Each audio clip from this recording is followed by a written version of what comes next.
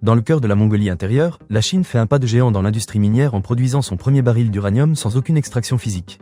Grâce à une technologie révolutionnaire appelée récupération in situ, le site d'Ordos fonctionne de manière propre, efficace et automatisée, marquant ainsi un tournant dans l'extraction de l'uranium.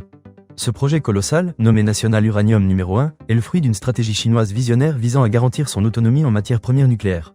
Avec des réserves estimées à 2,8 millions de tonnes, la Chine vise à produire un tiers de son uranium localement, un tiers à l'étranger et un tiers sur le marché mondial. Cette avancée technologique n'est pas seulement impressionnante sur le plan industriel, mais aussi sur le plan géopolitique. En sécurisant ses approvisionnements en uranium, la Chine renforce son influence internationale tout en affichant sa capacité à façonner l'avenir de l'énergie nucléaire dans le monde. Pendant ce temps, la France, qui reste largement dépendante de ses fournisseurs étrangers en uranium, se retrouve face à un défi stratégique. Alors que l'atome reprend sa place dans les politiques énergétiques, la France doit repenser sa stratégie d'approvisionnement en uranium pour garantir sa souveraineté énergétique. En résumé, la Chine ouvre une nouvelle ère dans l'exploitation minière de l'uranium avec le projet national uranium numéro 1, affirmant ainsi sa position de leader mondial dans le domaine. Cette avancée technologique et stratégique souligne l'importance croissante de l'uranium comme matière première stratégique dans l'industrie nucléaire.